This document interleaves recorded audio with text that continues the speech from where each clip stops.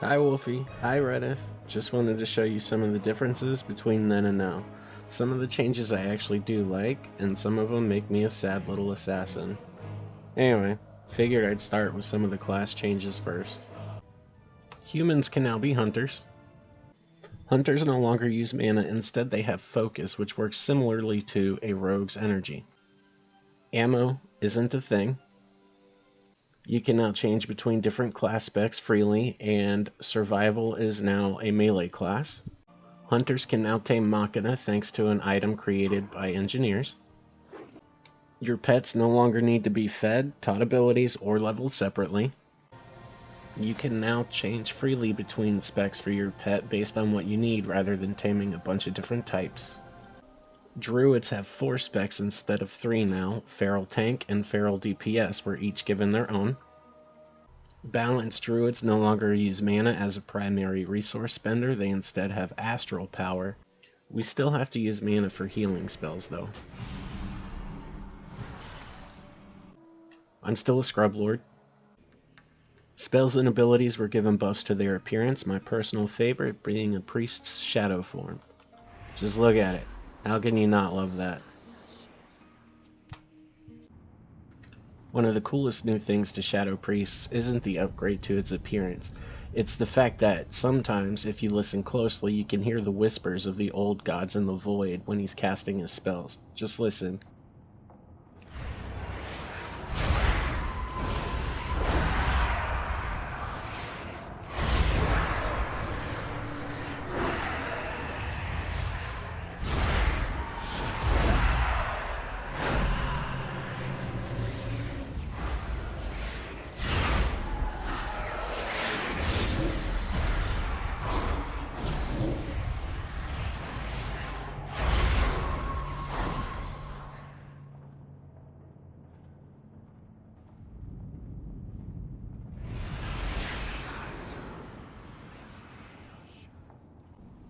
Like many other specs, Shadow also no longer uses mana for offensive spells. Instead, it uses Insanity, which works a lot like Rage for Warrior. Disciplined Priests heal mostly through Atonement, which uses a combination of offensive spells and direct healing. Rogues are still awesome, and I'm still a Scrub Lord. Combat is now called Outlaw and has a more piratey feel to it. Poisons are now a spell rather than an item. Since Thieves' tools are no longer needed, they are also no longer obtainable. Still got mine though. Suckers. DPS Shaman also lost mana as a primary resource spender. They now use Maelstrom, which works a lot like a Warrior's Rage. Reagents for specific spells and buffs are no longer a thing.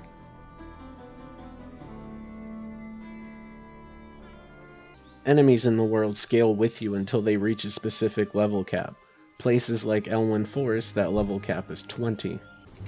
Most other places in Eastern Kingdoms and Kalimdor, like Duskwood, cap out at level 60. Upon reaching level 60, you can choose to go to Outland, or you can skip it entirely and go directly to Northrend until you hit level 80. This is perhaps one of my favorite changes, because to hell with Outland. So, thank you, Blizzard. Upon reaching level 80, you have the same choices you did at level 60, only this time you can choose to either go to Cataclysm, or you can choose to go to Pandaria until you hit level 90. But I'm afraid, once you hit 90, you're stuck going to Draenor, and then you have to go through the Legion stuff at level 100. The scaling has made leveling slightly more challenging, but only slightly. I know it's kind of an unpopular opinion, but I actually enjoy it like this. It makes leveling an alt feel less like a chore and more like an adventure again, but that's just me, I guess. We no longer have a talent tree. Instead of gaining a talent point every level or every other level, depending on the expansion, we now have this crap where we get a talent at set intervals. PvP servers are no longer a thing. Now all servers, with the exception of RP servers, are PvE servers. But there is an option called War Mode that you can toggle on and off as long as you're in either Stormwind or Orgrimmar. And that allows you to participate in World PvP. Now for some zone changes. Don't worry, I won't do anything that Wolfy hasn't seen yet. No spoilers. So this part may be a little short. First, Stormwind Castle got an upgrade. The harbor got an upgrade. The Park District is gone. Thank you, Deathwing. There's a memorial to a past king of Stormwind here now. It may be minor, but it's still a change. The entrance to the auction house in the trade district of Stormwind is now right here in front of the bank. In Stormwind Cemetery, there is a memorial here with the mark of Lordaeron on it. Some people believe it's for Uther the Lightbringer, others believe it's for Taranis Menethil, and some even believe it's for Arthas. Me, I'm inclined to believe it's Arthas, considering that the music that plays here sometimes is the theme song for Jaina Proudmoore. It's actually playing right now.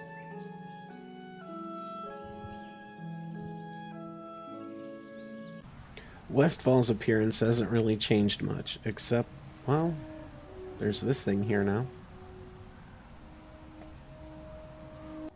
And Sentinel Hill got a bit of an upgrade. Cloud and Aerith are now in the game.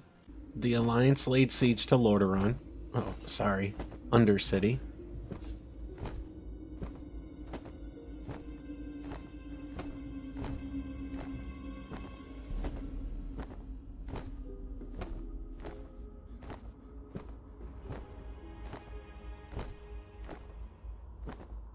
Sylvanas burned down Teldrassil, and with it, Darnassus.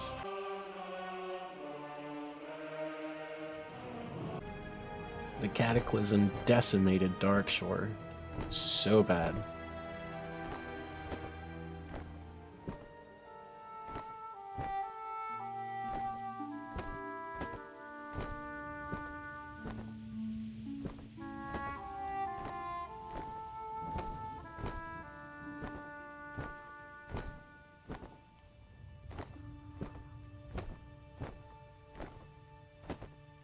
The Horde is taking over Ashenvale. This is what's left of Astranar.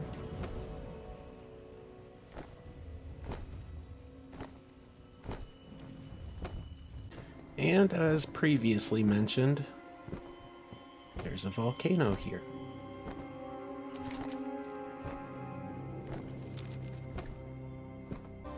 The Alliance now has Blood Elves as a playable race. Oh, sorry, they're called Void Elves. The Horde now have Night Elves as a playable race. They're called Nightborn. Orcs now have a new option to change their posture so they can stand upright, or they can stand hunched over. Sylvanas is now War Chief of the Horde. Illidan isn't dead, and even offers you quests. Silithus has a giant sword protruding from it that you can see from 4 zones away, thanks to this guy.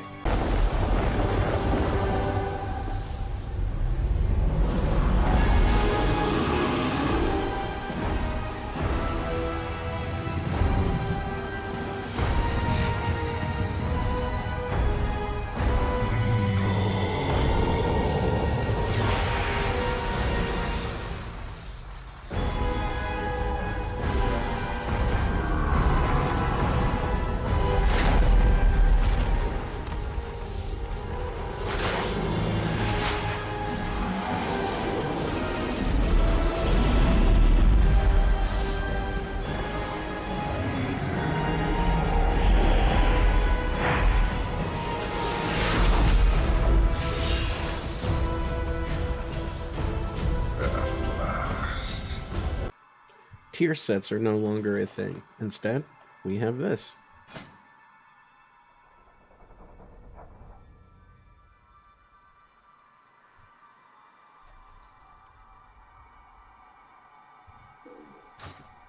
First aid is no longer a thing. Instead, bandages are now learned by tailoring. We have Pokemon. Just watch this riveting content.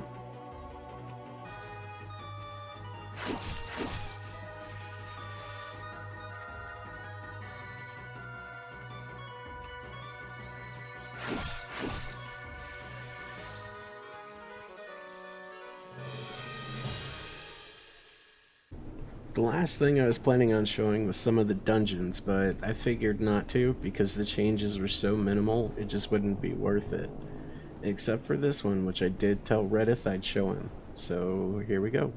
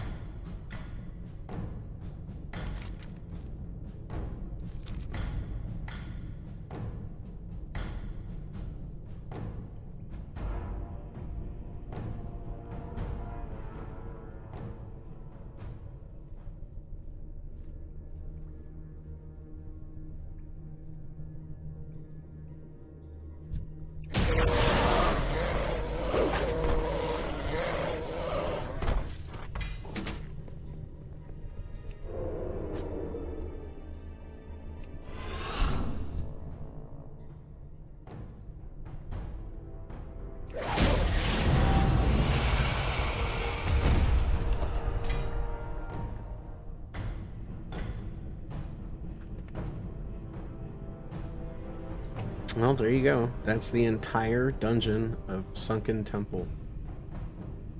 Set, right?